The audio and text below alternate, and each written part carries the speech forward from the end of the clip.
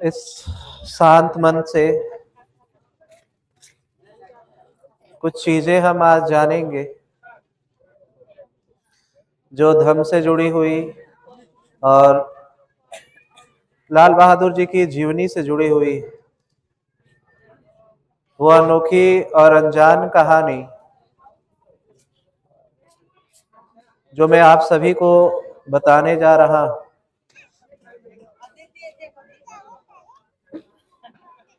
एक बार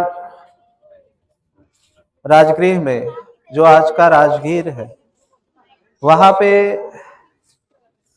बुद्ध विहार कर रहे थे और उनके संग में आनंद, जो कि उनके भाई थे, वो साथ में ही हर समय उनके साथ साया की भांति साथ में ही रहा करते थे। उस दिन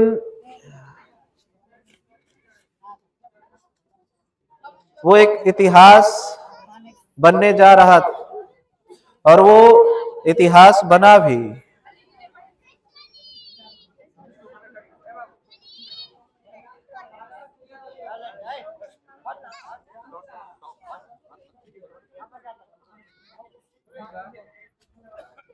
उस दिन एक अनोखी घोषणा होने जा रही थी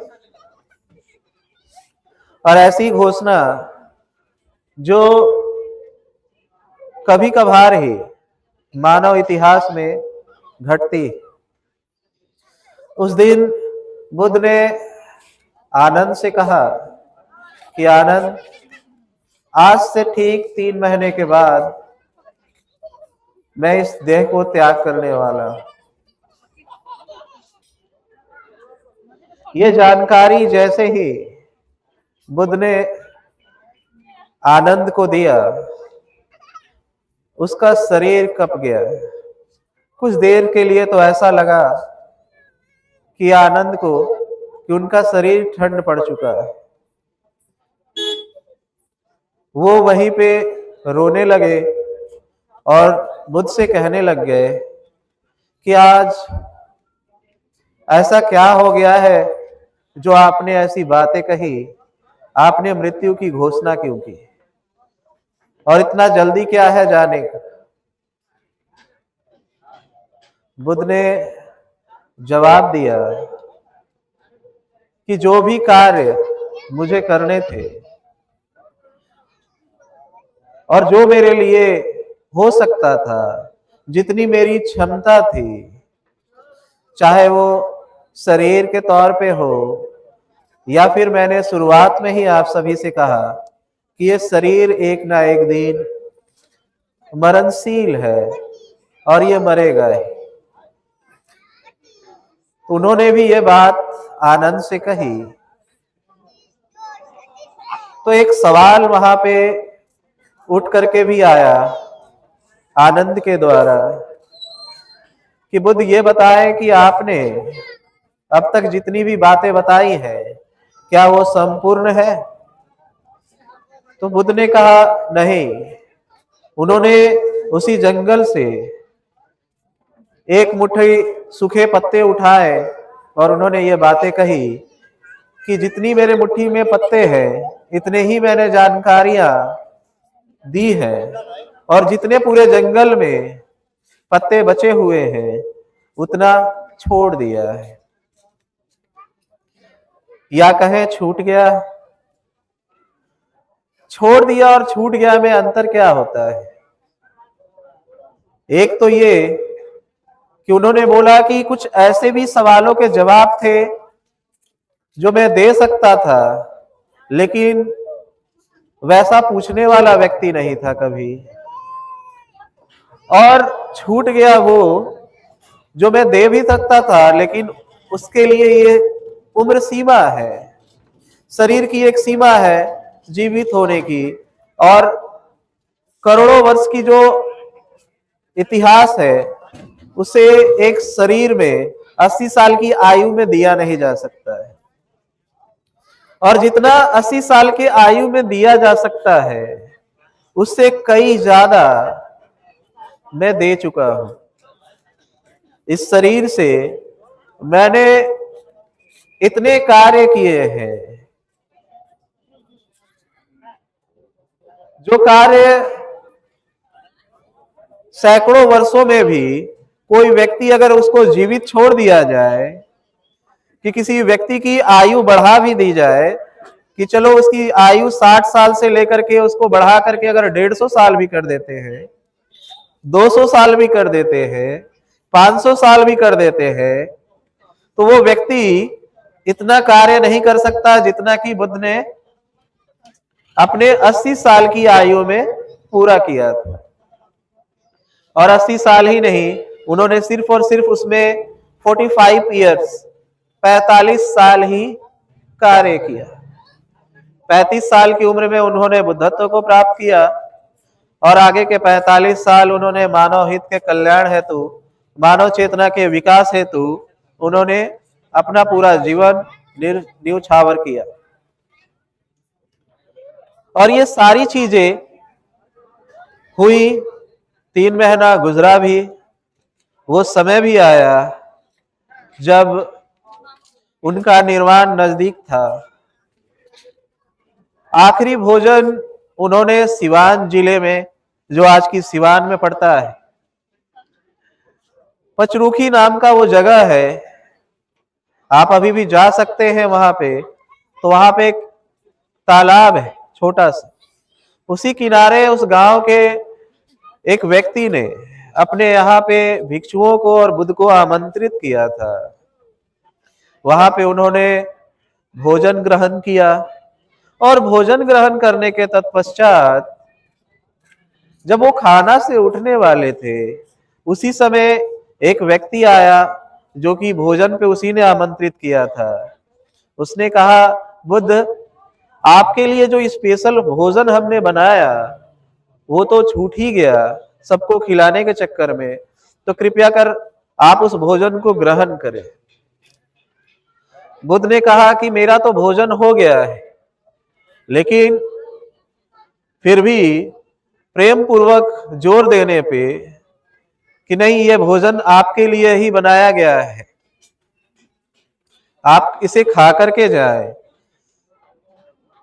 बुद्ध ने उस भोजन को ग्रहण किया।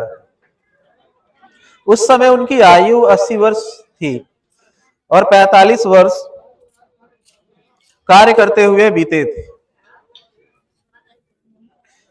और 80 साल की आयु में व्यक्ति की आंतरिक मांसपेशियां, आते, पेट कमजोर हो चुके होते हैं। और अचानक से बुद्ध को पेचिश हुआ, पेट खराब हुई और इतना ज्यादा पेट खराब हुआ कि वो बेड पे ही लेटे रह गए। और अंतिम में वो समय आ ही गया था, वो 3 महीने का जो उन्होंने घोषणा किया था। और उन्होंने कहा कि मैं अपने शरीर को यहाँ पे नहीं त्यागना चाहता, उसके लिए मैं अपने अनुसार जगह पे जा करके ही अपने प्राण को छोड़ना चाहता हूँ। ये सारी बातें हो रही थी। इसी बीच उनका शवयान तैयार किया गया। अभी वो मृत नहीं हुए थे, फिर भी जीते जी ही उनका शवयान तैयार हुआ बांस का, और उस पे बुद्ध को लिटाया गया। और लिटा करके वहां से वो कुशीनगर के तरफ, जो उस समय का कुशीनारा जगह हुआ करता था, वो कुशीनारा ही आज कुशीनगर के नाम से जाना जाता है, वहां तक ले जाया गया। क्योंकि शवयान, बुद्ध का शवयान वहां से ले जाया गया था, इसीलिए आज उस जिले का नाम भी सिवान पड़ा। शवयान से सिवान नाम पड़ा, जो आज सिवान जिला है। यह जानकारी वहां के ही लोगों के द्वारा मुझे मिली कि सिवान जो जिला का नाम है, वो बुद्ध का जो शवयान यहाँ से गुजरा था, इसीलिए इस जिले का नाम शवयान पड़ा।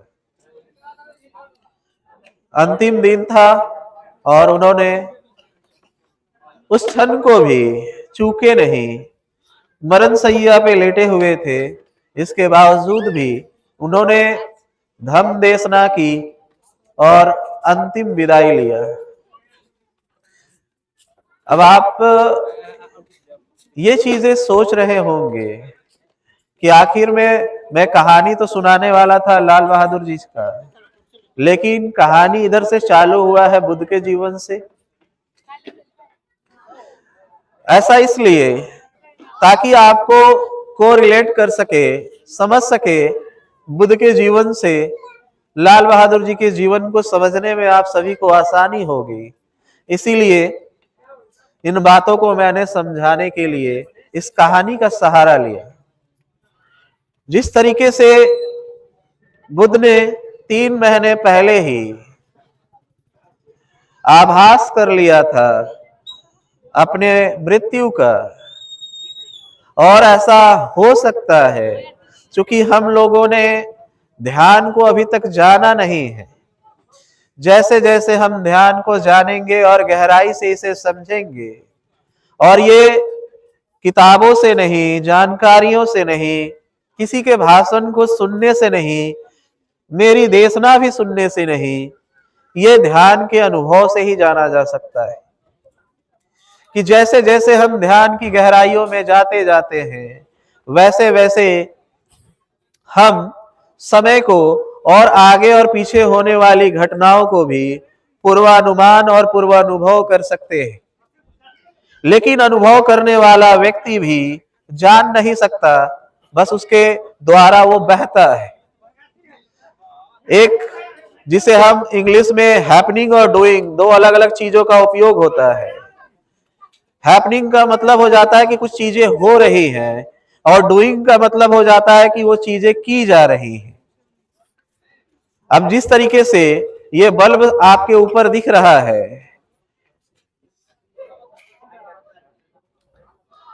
ये बल्ब आप लोगों को दिख रहा है, उस बल्ब को जलाने के लिए जिस बिजली का सहारा लिया गया है, इसके लिए तार बिछाए गए।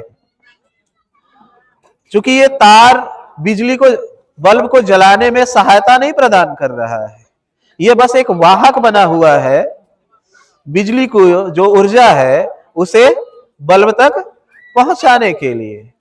उसी तरीके से जैसे आप भी, हम भी, जैसे जैसे हम ध्यान करते जाएंगे तो आप समझ लीजिए कि आपकी बॉडी एक लकड़ी की भांति है, और ध्यान करते करते आप एक धातु हो जाएंगे, और अपने आप उससे बिजली प्रभावित होने लग जाएगी, किसी और को करने की जरूरत नहीं पड़ेगी। वो बिजली नामक ऊर्जा हर क्षण बह रही है, लेकिन लकड़ी होने के कारण उससे बह नहीं पाती है। लेकिन जैसे ही हम धातु बन जाते हैं, मेटल हो जाते हैं, हमारे अंदर से वो ऊर्जा बहने लग जाती है, और भूत, भविष्य और वर्तमान की चीजें हम आभास कर पाते हैं। ये कोई जादू नहीं और चमत्कार नहीं है, ये एक अनुभव है जो अध्यात्म और ध्यान के गहराई में जाकर के आप महसूस कर सकते हैं। ठीक उसी प्रकार आज से 3 महीने पहले मुझे ऐसा एहसास हुआ, और उस समय मेरी यात्रा, क्योंकि यहां से मैं जा चुका था, और उस समय मेरी यात्रा और दौरा महाराष्ट्र का था, लेकिन उसी बीच हमारा प्लान ही था 2-3 महीने का वहां पे गुजारने का महाराष्ट्र में। इस समय भी मैं फरवरी तक अभी वहीं रहने वाला था, लेकिन अक्टूबर में लाल बहादुर जी से फोन पे मेरी बातचीत हुई, और उसके बाद ऐसा एहसास हुआ अपने आप, जिसकी बारे में मैंने जानकारी पहले भी अपने साथ में रहने वाले लोगों को दिया था, कि ऐसा मुझे एहसास हो रहा है कि नया साल में छपरा में ही गुजारने वाला हूं। लेकिन जा रहा था मैं महाराष्ट्र और मुंबई, आने का कोई प्लान नहीं था। वो 3 महीने पहले ही लाल बहादुर जी से बात होना। उसके बाद मैं जब गया, महाराष्ट्र मुंबई में था, और कुछ दिन पहले ही मैडम से और लाल बहादुर जी की बेटी नेहा जी से भी मेरी बातचीत हुई थी। और उस समय तक कुछ भी नॉर्मली बातचीत हो रही थी। अचानक से 2 दिन के बाद लाल बहादुर जी का मुझे कॉल आया कि आपको यहाँ पे आना है और 10 तारीख को मेरी बेटी का एंगेजमेंट है और उसमें आपको उपस्थित होना है। उस समय मैंने कहा भी कि शादी में मैं आ जाऊंगा, लेकिन उन्होंने मुझ पे जोर डाला कि नहीं, आपको आना ही होगा। मैंने बोला टिकट नहीं मिल सकता। उन्होंने बोला किसी भी हाल में आप टिकट कीजिए, टिकट की व्यवस्था मैं करता हूं। पैसे भी उन्होंने ही, मेरे स्लीपर का टिकट नहीं मिल रहा था तो 3rd AC का टिकट उन्होंने करके स्वयं जबरदस्ती बोल करके मुझे यहाँ पे बुलाया। ये सारी घटनाएं होने के बाद ये सारी चीजें मुझे समझ में आई, इसीलिए मुझे लगा कि ये सारी बातें आप लोगों को बतानी चाहिए। यहाँ पे आया और मैंने उनसे पूछा भी जिस दिन एंगेजमेंट था, तो उन्होंने बोला पता नहीं, शादी तो बहुत पहले हो जानी थी लेकिन हो नहीं रहा था और टाला जा रहा था। आगे के लिए भी टाले जाने वाला था कि ये डेट और आगे बढ़ेगा, लेकिन मुझे ऐसा लगा कि नहीं, अभी कराना है। तो मैंने उन लोगों पे दबाव डाला कि नहीं, जल्द से जल्द एंगेजमेंट कराया जाए और जल्द से जल्द मैं अपनी बेटी को शादी कर सकूं। ये उनके अंदर एक बेचैनी दिखा मुझे उस समय। उसके बाद एंगेजमेंट से वहां से आने के बाद भी मैं यहां से गोपालगंज गया। गोपालगंज से वापस आने से पहले ही एक कार्यक्रम निर्धारित था सत्येंद्र जी के घर में भी श्रद्धांजलि कार्यक्रम रखा हुआ था। उस दिन पूरी रात मैं और लाल बहादुर जी, पूरी रात हम लोगों ने उस कार्यक्रम को देखा और बड़े खुशी से हम लोग एक साथ, पहली बार उन्होंने मुझसे कहा कि ये पहला बार ऐसा है जो मैं पूरी रात कहीं और गुजार रहा हूं बहुत अरसे के बाद, और आपके कारण रुका हूं। उस रात भी उन्होंने मेरे साथ गुजारा और वहां से हम सुबह में ही उन्होंने मुझे गांव की तरफ घुमाने लेके चले गए, क्योंकि वो उनके अंदर एक बेचैनी थी कि जो धर्म मैंने जाना है इसे ज्यादा से ज्यादा लोगों तक पहुंचाई जाए। वो मुझे लेकर के चल दिए उसी गांव में घुमाते हुए। यहाँ पे जो मुखिया जी भी आए थे उनके यहाँ और भी जगह लेकर के गए और मेरा कार्यक्रम वहीं के वहीं लगवा दिए। लगवाने के बाद वो स्वयं बोले मुझे कि आप कार्यक्रम लीजिए और मैं अब जा रहा हूं। वो यहाँ पे आए और मैं 2 दिन वहां पे रुका हूं। 2 दिन वहां रुकने के बाद जब मैं यहाँ पे आए और साथ में सत्येंद्र जी भी थे, वो दिन था 23 दिसंबर का।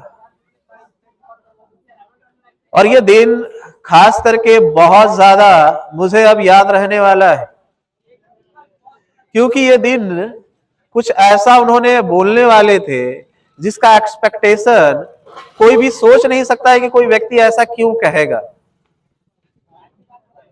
उस दिन मैं और सत्येंद्र जी और लाल बहादुर जी एक साथ बैठे हुए थे। उसी दौरान उन्होंने मुझसे कहा कि भंते जी, हमारा एक प्लान है, कैसा रहेगा आप हमें बताएं। तो मैंने बोला कौन सा? तो उन्होंने कहा कि आप 14-15 जनवरी को कहीं जा रहे हैं क्या, कहाँ रहने वाले हैं? तो मैंने कहा 14-15 जनवरी को मैं कहीं अभी जाने वाला नहीं। 14-15 जनवरी, क्योंकि मैं पूरा जनवरी ही यहाँ पे बिताने के लिए आया हूँ छपरा और गोपालगंज, क्योंकि वापस में अभी महाराष्ट्र नहीं जाने वाला। तो उन्होंने कहा कि 14-15 जनवरी को मैं एक फंक्शन रखना चाहता हूँ जिसमें आपका रहना बहुत ही आवश्यक है, जरूरी है, और भी लोगों को मैं बुलाने वाला हूं। तो मैंने बोला कौन सा कार्यक्रम रखने जा रहे हैं? तो उन्होंने ये बातें बताई कि जो सोलर मैंने मंगवाया है, ये सोलर लगवाना है और इस सोलर का उद्घाटन मैं 14-15 जनवरी को मैं करने वाला हूं। और इसके साथ ही मैं एक और कार्यक्रम करने जा रहा हूं। तो मैंने बोला कौन सा कार्यक्रम? सत्येंद्र जी उस दिन थे आप भी साथ में। तो उन्होंने कहा कि 14-15 जनवरी को चूंकि मेरी माँ की हालत बहुत नाजुक दिख रही है, तो एक परंपरा जो कि चली आ रही है उसे मैं तोड़ना चाहता हूं और साथ ही एक नई परंपरा की शुरुआत करना चाहता हूं। हमने पूछा भी कि ये कौन सी परंपरा की शुरुआत आप करना चाहते हैं, हमें बताएं, क्योंकि मैं नई परंपराओं और नई सोच को उत्साह देता हूं, स्वीकार करता हूं। तो उन्होंने कहा कि माँ का जो श्राद्ध का जो कार्यक्रम होता है, माँ का जो जब मेरी माँ नहीं रहेगी उसके बाद जो भोज होता है, जैसे आज 13वीं है, जिस दिन श्राद्ध होता है, भोज होता है, तो उनका कहना था कि मैं वो भोज माँ के मरने से पहले ही कराना चाहता हूं, क्योंकि मरने के बाद मैं भोज कराऊंगा और उसका पुण्य उससे मिलेगा। बुद्ध के देशना के अनुसार, बुद्ध के ज्ञान के अनुसार ऐसा नहीं होता है, क्योंकि उन्होंने बुद्ध को भी समझा और पढ़ा था। उन्होंने कहा कि मरने के बाद अगर हम माँ के नाम से दान भी कराते हैं तो उसका पुण्य माँ को मिलने वाला नहीं है। इसीलिए माँ के मरने से ही पहले मैं माँ के हाथों से 14-15 जनवरी को भोजन दान कराना चाहता हूं, ताकि और उस दिन अपने सारे रिश्तेदार और साथी संगियों को मैं बुलाऊंगा, ताकि मैं बोलूंगा कि आज ही के दिन मेरी माँ से मिल ले, और इसके बाद मेरी माँ के मरने के बाद मैं भोज नहीं कराऊंगा। ये परंपरा जो वो तोड़ने के लिए मुझे बोल रहे थे। मैंने बोला अचानक से आपके मन में ये सारी चीजें उठी कैसे?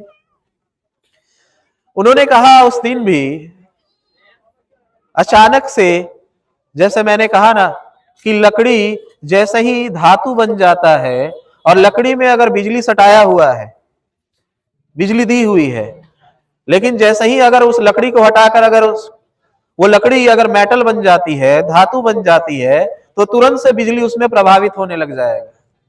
उसी भांति उन्होंने उनके माध्यम से, उनके मुंह से ये बातें निकली थी कि मैं इसलिए भी कराना चाहता हूं कि एक तो परंपरा टूटे और दूसरा क्या पता कि मां से पहले मैं ही मर जाऊं। ये बात स्वयं उन्होंने 23 दिसंबर को अपने मुंह से कही थी कि मां से पहले हो सकता है मैं ही चला जाऊं, इसीलिए मैं अपने होते हुए मां का भोज कराना चाहता हूं 14-15 जनवरी को। और वो चीजें आज इस तरीके से हुई जिस तरीके से मैंने शुरुआत में बताया कि बुद्ध ने 3 महीने पहले ही कैसे कह दिया था कि मेरी मृत्यु इस दिन होने वाली है। उसी तरीके से उन्होंने भी अपने श्राद्ध का दिन भी खुद बता दिया था। वो 14-15 जनवरी, आज वही 15 जनवरी है। 1 जनवरी को उनका देहांत हुआ। अगर वो नॉर्मल हुआ रहता तो 14 जनवरी को उनकी 13वीं पड़ती, लेकिन चूंकि एक मॉब लिंचिंग के तहत हुआ और 2 तारीख को उनकी बॉडी को दफनाया गया, इसलिए उनका 13वीं आज 15 तारीख को पड़ रहा है। इसलिए देखिए उन्होंने अपने मुंह से ये दोनों तारीख स्वयं से कही थी, और ये बात का साक्षी सिर्फ अकेले मैं नहीं हूं, डेहरी गांव के जो सत्येंद्र जी हैं वो भी वहां पे उपस्थित थे। वो 14-15 तारीख उन्होंने अपने मुंह से ही बोला।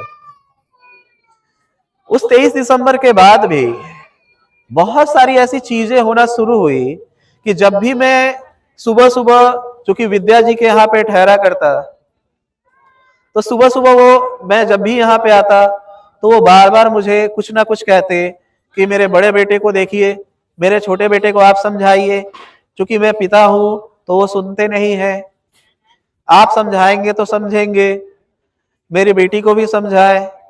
इस 23 तारीख से लेकर के 31 तारीख के बीच में बहुत सारी चीजें ऐसी हुई कि उन्होंने मुझसे मेरे द्वारा शेड्यूल बनवाया, बैठा करके बड़े बेटे संदेश और छोटे बेटे सतीश को भी बैठा करके इन लोगों का शेड्यूल तैयार हुआ कि आगे इनको उद्देश्य क्या है और किस क्षेत्र में इन्हें पढ़ाई करनी है। इन्हें पूरी तरीके से एक जो दो भाग में ये सोच रहे थे उसे कैसे एक जगह पे लाना है, इसे भी निर्धारित करवाया गया। बैठ करके सारा प्लानिंग हुआ और अगले दिन से ही इसके ऊपर आचरण होना शुरू हो चुका था घर में। फिर अगले दिन उन्होंने कहा मेरी बेटी को समझाने। इनकी बेटी को भी दिनचर्या दैनिक पढ़ाई के लिए क्या है सुबह से लेकर रात तक वो सारा कुछ उन्होंने बैठ करके लिखवाया अपने पास में ही बैठा करके।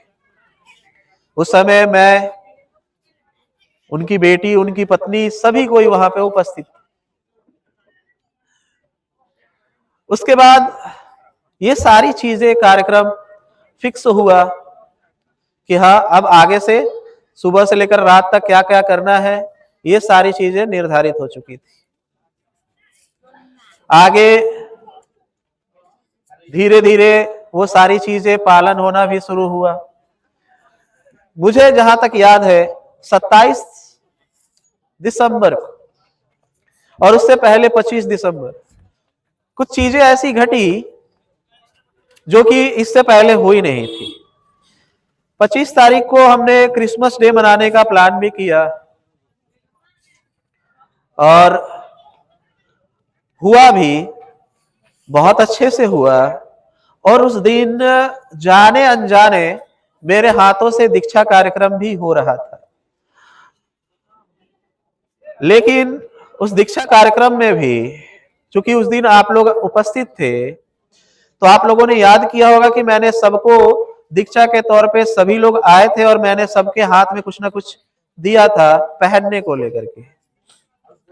उस समय भी पहली बार ऐसा हुआ कि उस दिन वो बैठ करके ना मेरी बातें सुने और ना ही मैं वो चीज उनको दे पाया। और खास बात मैं ये बताऊं कि उन दिन जो 3 लोग वहां पे अनुपस्थित थे उनके साथ ही 1 जनवरी को यह घटना घटी थी। उस दिन चंदन जी को भी बुलाया गया था जो कि उस दिन उपस्थित नहीं हो पाए थे। घटना तो हुई 3 लोगों के साथ में, जिनमें से 1 की मृत्यु हुई, बाकी 2 लोग बचे जिन लोगों की ज्यादा पिटाई हो गई थी। तो कुछ ऐसी चीजें जो सकारात्मक होने वाली होती है ग्रुप में होने से वो उस दिन हो नहीं पाई थी और वो 3 लोगों के साथ में यह दुर्घटना घटी भी। और वो 27 तारीख को हुआ ये था कि हम सुबह में टहलते हुए भेल्दी चौक पे जा रहे थे। उसी क्रम में चंदन जी बैठे हुए थे हॉस्पिटल के पास। वहां पे हम लोगों ने बातचीत हुई। नए साल में वैशाली घूमने जाने की भी बातचीत हुई। लेकिन बातचीत क्या हुई थी कि 1 तारीख को नहीं जाना है, 1 तारीख को छोड़ के कोई भी दिन हो उस दिन चला जाएगा। 1 को छोड़ करके और भी कोई भी दिन हो उस दिन चला जाएगा। क्योंकि 1 तारीख को लड़के दारू पी करके गाड़ी चलाते हैं, गाली गलौज होता है, झगड़ा होता है। यही बातचीत हुआ था। वहां से आने के बाद यहाँ पे लाल बहादुर जी से भी ऐसी चीजें बातचीत हुई और 1 तारीख को जाने का कोई भी प्लान नहीं था। लेकिन कहा जाता है ना कि होनी को कोई कुछ टाल नहीं सकता है। और बुद्ध ने बार बार एक चीज को बार बार दोहराया है। जब आप धम्म को पढ़ेंगे, मारा के बारे में उन्होंने बहुत जिक्र किया है। वो मारा कौन है? वही मृत्यु का देवता जिसे कह सकते हैं। मारा बहुत ही भ्रम जाल निर्मित करता है और वो उस स्थिति में पहुंचा देता है जहां पे इंसान नहीं भी जाना चाहे, वहां पे वो पहुंचा देता है। ठीक उसी प्रकार जैसे एक कहानी में जो कि सच्ची घटना पे आधारित कि एक बार एक गांव में कुछ लोग आग तापने के लिए बैठे हुए थे। तो वहां से एक भिक्षु गुजरा और गुजरते हुए उसने उस व्यक्ति को कहा कि तेरी मौत नजदीक लग रही है। क्योंकि अब क्या वो जो बोल रहा था वो क्या भविष्यवक्ता था? नहीं। हर व्यक्ति की मृत्यु होने से पहले शरीर के आभा मंडल का रंग बदल जाता है और वो काला हो जाता है। आभा मंडल का रंग बदल जाता है, जिसे हम ऑरा कहते हैं। इसीलिए 7 चक्रों को लेकर के जो मैंने बताया था, उन 7 चक्रों का जो रंग है वही एक वृक्ष के तौर पे जो मैंने पीछे रखा है, 7 चक्रों का पेड़ के तौर पे जो छोटा सा सैंपल हमने रख रखा है, वो आभा मंडल नजर आता है। उसने बोला, भिक्षु ने उनसे, कि ये तुम्हारी मौत बहुत नजदीक लग रही है। तो वो व्यक्ति डरा और उसने अपने दोस्त से बताया कि देखिए ना, भंते जी ने, भिक्षु जी ने कहा कि तुम्हारी मौत नजदीक है। तो उसने कहा, तो हम लोग तो बाहर बैठे हुए हैं और आग ताप रहे हैं, तो कैसे हो सकता है मौत? मौत तो 2 ही कारणों से हो सकता है, एक तो बिजली अगर ऊपर से गिरती है तो, और दूसरा बाढ़ आता है तो। यही 2 चीजों से मौत हो सकती है। तो चल तुझे एक ऐसी जगह पे सुरक्षित कर दे जहां पे तुम बच जाओगे, जहां पे ना बिजली गिरेगी और ना ही बाढ़ आएगा। उसके दोस्त ने उस लड़के को लेकर के गए और ले जाकर अपने घर में मचानी पे ले जाकर के रख दिया, जहां पे ना बिजली गिर सकती है और ना ही बाढ़ से वो डूब सकता है। हुआ क्या, उसने अपने मचान पे उस लड़के को बैठा दिया और भाग करके गया। बोला कि तू बैठ, मैं आता हूं भंते जी से मुलाकात करके, कि उन्होंने ऐसी बातें क्यों कही। वो जैसे ही भाग करके गया और जा करके उनसे पूछ रहा है कि आपने ऐसा क्यों कहा कि इसकी मौत नजदीक है। तो उस व्यक्ति ने, उस भंते ने ये बातें कही कि मुझे एहसास हुआ उसके आभा मंडल को देख करके कि इसकी मृत्यु नजदीक है, लेकिन मैं ये सोच में पड़ा हूं कि इस व्यक्ति की मृत्यु तो लिखी हुई है मचानी पे सांप काटने से, और ये व्यक्ति बैठकर तो आग ताप रहा है, ये मरेगा कैसे? मैं यही सोच रहा हूं। तब तक उसने, दोस्त ने कहा, अपना सिर पीट लिया कि अरे मैं ही तो उसको मचानी पे चढ़ा करके आया। जैसे दौड़ दौड़ करके भागते हुए वो जहां पहुंचा तो देखता है कि मचान पे जिस दोस्त को उसने छुपा के रखा था, उसी पे सांप के काटने से उसकी मृत्यु हुई। और इसी का नाम बौद्ध धर्म में मारा कहा गया है, जो मृत्यु को जहां नहीं भी होना हो उसे खींच करके वहां लेके चली जाती है। इस्लाम में इसको इब्लिस और ईसाई धर्म में इसी को जिब्रिल कहा जाता है। मैं अपनी बातों को खत्म करने से पहले कुछ ऐसी चीजें बोलना चाहता हूं, कुछ ऐसे सिद्धांत जो आपको हमेशा ध्यान में रखने चाहिए कि किसी भी व्यक्ति का जो जन्म हुआ है उसकी मृत्यु तय है। और मृत्यु का कारण मैं कई बार समझा चुका हूं कि मृत्यु का कारण हार्ट अटैक, ब्रेन हेमरेज, बीमारियां, हत्या, सुसाइड, ये सब नहीं है। मृत्यु का कारण जन्म है। और जो भी हार्ट अटैक आ रहे हैं या बीमारियां हो रही है या ब्रेन हेमरेज होता है या कैंसर होता है, 50 बीमारियां होकर के जो व्यक्ति मरते हैं, वो सारे के सारे माध्यम होते हैं, कारण नहीं होता है। और हम माध्यम को पकड़ करके दुखी होते हैं, माध्यम को ही दोष समझने लग जाते हैं। और आप सभी से ये चीजें बताना चाहूं कि उन्होंने अपने जीवन की सारी ऊर्जा, जिस प्रकार बुद्ध ने 200 साल में जो व्यक्ति कार्य नहीं कर सकता है, वो कार्य को 45 साल में करके दिखाया था। अपनी ताकत, अपनी ऊर्जा और अपनी इच्छा शक्ति के मुताबिक, बलबूते पे उसी प्रकार लाल बहादुर जी ने भी अपनी इच्छा शक्ति के बदौलत जो लोग यहाँ पे 2-3 पीढ़ियों के बाद करेंगे, 2-3 पीढ़ी के बाद उस स्थिति तक पहुंचेंगे जिस स्थिति पे यहाँ पे रहने वाले और भी गांव के लोग 2-3 पीढ़ियां लग जाएंगी उस स्थिति तक पहुंचने में। वो उन्होंने अपनी इच्छा शक्ति के बदौलत एक ही जन्म में, इसी जन्म में उस सारी ऊर्जा का उपयोग अपने ही बेटा बेटी, पत्नी और अपने परिवार और अपने समाज के कल्याण हेतु अपनी पूरी ऊर्जा उसी में खर्च किया और खर्च कर किसी बहाने वो यहां से विदा लिए। हाँ, हो सकता है उन्होंने विदा लिया और माध्यम उनका वो झगड़ा था, लेकिन एक के लिए वो माध्यम होता है और दूसरे के लिए वो कारण बन जाता है। जिन लोगों ने भी उन पे हाथे उठाई, उन्होंने अपने लिए कारण ढूंढ लिया। अब उनकी सजा होने से कोई रोक नहीं सकता है।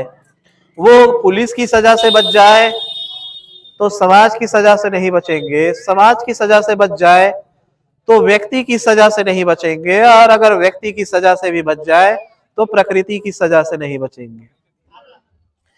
गलत करने वाला व्यक्ति किसी भी स्थिति में बचता नहीं है, चाहे वो कितना भी ताकतवर हो। और इसके लिए लगातार प्रयत्न है कि कानून और संविधान के इस देश में पहले संविधान के अनुसार सजा दिलाने की कोशिश की जा रही है। इस तरीके से नहीं होता है तो दूसरा तरीका, दूसरा नहीं तो तीसरा, तीसरा नहीं तो चौथा, और अंतिम में प्रकृति का जो न्याय है उससे वो मिलेगा ही। इसके लिए आप लोग निश्चिंत रहे कि न्याय होके रहेगा और वो होता ही है। लेकिन इस कारण आप अपने में आपस में मतभेद ना करें। कोई किसी और को कारण खोजने लग रहा है।